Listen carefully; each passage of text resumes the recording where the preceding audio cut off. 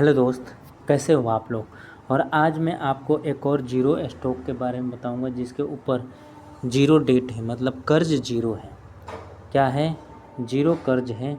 वैसे स्टॉक के बारे में आपको बताने वाला हूँ। मेरे ज़्यादातर वीडियो आपको ये देखोगे तो मैं सबसे ज़्यादा प्रयास करता हूँ कि आपको उस तरह के स्टॉक बताऊँ मैं जिसके ऊपर कर्ज जीरो है, मतलब डेट जीरो है। ऐसा क्यों करता हूँ मैं? मान लो कि अगर आप खुद को ले लो, अगर आप खुद आपके पास कर्जा जीरो है तो आप 2 रुपया भी कमाओगे, वो सारा का सारा बचा हुआ है। चलो 1 रुपया खा गए, 1 रुपया भी बचा है ना, वो अभी 1 रुपया दिख रहा है, लेकिन आने वाले 4 साल 5 साल में वो 1 रुपया काफ़ी बड़ा पैसे बन जाएगा। उसी तरह कंपनी का है। अगर कंपनी के ऊपर कर्ज जीरो है और उसके पास कैश एडवांस में पड़ा हुआ है, ठीक है, तो डिविडेंड देगा, साथ में वो आगे भी बढ़ जाएगा क्योंकि उसके पास कर्ज जीरो है। बहुत आप देखा होगा, अगर बड़ी कंपनियों को देखा हो, जैसे ब्रिटानिया हो गया, और भी तरह की कंपनियां हैं जिसकी शेयर प्राइस लगभग 3,000 3,500 4,000 ऐसे हैं। लेकिन मैं उतने बड़े स्टॉक को लेकर बात नहीं करता हूँ। मैं जब भी आपको जीरो स्टॉक के बारे में बताता हूँ ना, उसकी प्राइस 500 के नीचे नीचे होती है, 500 से नीचे नीचे होती है, ठीक है। और इसका अगर एक और इसमें स्ट्रेटजी हम बना सकते हैं, अगर लंबे टाइम तक हम पैसे बनाते हैं तो हम दूसरे किसी के SIP में क्यों पैसे डालें। हम क्यों ना 5 स्टॉक 7 स्टॉक ऐसे कलेक्ट कर लें जिस पे डेट जीरो है और कैश भी पड़ा हुआ है उसके पास, और उसमें हम SIP चालू कर दें। खुद से स्टॉक SIP बनाएं और उसमें 500 रुपये 1,000 रुपये ऐसे करके डालें तो भी कोई दिक्कत नहीं है। अगर कर्ज जीरो है तो कंपनी मार्केट गिरेगा भी तो ज़्यादा नहीं गिरेगा और वो हरदम चलता रहेगा। हाँ, इस तरह की कंपनियां थोड़ी धीरे धीरे चलती हैं, उस तरह का मोमेंटम नहीं रहता है जैसे कि प्राइवेट कंपनियों की मूवमेंट होती है, उस तरह की मोमेंटम इसमें नहीं होती है। लेकिन जब भी मोमेंटम इसमें आती है ना, बड़ा तेज़ आती है और देखते ही देखते ये हाथ से निकल जाता है।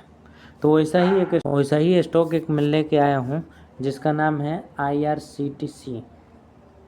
इसके नाम से ही आपको पता चल गया कि ये रेल सेक्टर का स्टॉक है और ये ट्रेनों के टिकट बुक करने के काम आता है।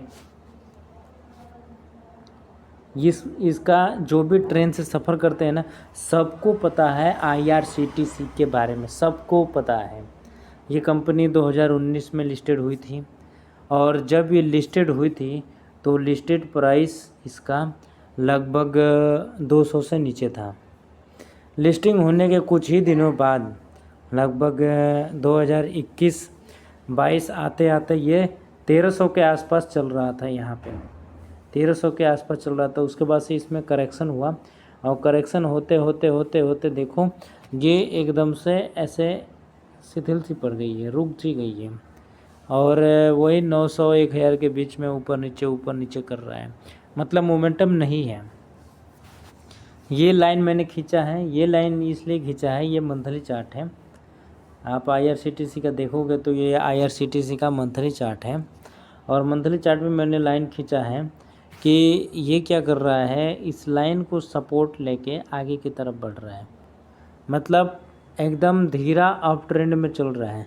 लेकिन एक कारण और है, अगर इसका फंडामेंटल की बात करें ना तो फंडामेंटल बहुत ही तगड़ी इसकी फंडामेंटल है। मतलब आने वाले 5 से 7 साल में ये कहाँ उड़ जाएगा, इतना दूर चला जाएगा कि जैसे ब्रिटानिया जैसे स्टॉक को ख़रीदने से पहले हमें सोचना पड़ता है कि इतनी महंगी स्टॉक है, उस लिस्ट में ये चला जाएगा। ये अभी से दिख रहा है। क्यों ऐसा दिख रहा है वो फंडामेंटल जब मैं बताऊंगा, इसी वीडियो में बताऊंगा, तो हम उसका डिस्कस करेंगे। चलो इसका देख लेते हैं डेली चार्ट पे। ऐसा तो डेली चार्ट पे इसमें मोमेंटम नहीं दिखेगा क्योंकि मंथली चार्ट में ही मोमेंटम नहीं है तो डेली में क्या रहेगा। ये इसका डेली चार्ट है और देखो डेली चार्ट में पूरा ही मोमेंटम नहीं है, थोड़ा भी मोमेंटम नहीं है। ये इसका डेली चार्ट रहा और डेली चार्ट में देखो ये डाउन ट्रेंड में चल रहा है। अगर डेली चार्ट की बात किया जाए तो डाउन ट्रेंड में चल रहा है। ये इसका डेली चार्ट रहा और ये डाउन ट्रेंड में चल रहा है। मतलब कहीं से भी हमें बाइंग करने की नहीं दे रहा है कि हमें ख़रीदना कहाँ से। लेकिन अगर हमने ये लाइन खींचा है, इस लाइन के आसपास अगर कभी मिल जाता है तो ज़रूर बाय करें। इस लाइन के आसपास, इस लाइन के नीचे स्टॉप लॉस और इस लाइन के ऊपर कैरी ऑन करते चले। लंबे टाइम के लिए ख़रीद रहे हैं या एसआईपी करने के लिए सोच रहे हैं तो खुद से जीरो स्टॉक वाला नहीं, रोज़ एक स्टॉक लेके आता हूँ, उसके ऊपर कर्ज कितना है, कैश कितना पड़ा है, सारा चीज़ बताता हूँ। अगर कंटिन्यू आप मेरा 10 वीडियो भी देख लोगे ना तो आपको 3-4 स्टॉक ऐसे मिल जाएंगे जिसमें जीरो कर्ज है और कैश भी बहुत पड़ा हुआ है। तो अभी इसमें कोई बाइंग की मेरी राय नहीं है क्योंकि ये ऑलरेडी डाउन ट्रेंड में चल रहा है, लेकिन इस लाइन के आसपास मिले तो एक बार ज़रूर सोच लेना।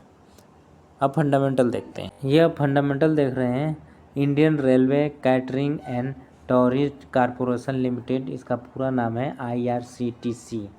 और जब मैं रिकॉर्ड कर रहा हूँ ये 926 रुपये चल रहा है। अगर देखा जाए इसका एक साल में ये कितना ऊपर गया था तो 1148 रुपये तक गया था और सबसे लो 636 रुपये गया है। अगर मार्केट कैप की अगर बात किया जाए तो मार्केट कैप इसका 74,000 करोड़ का है। 74,000 करोड़ का इसका मार्केट कैप है और डिविडेंड बहुत ही कम देता है, 0.7% का डिविडेंड देता है।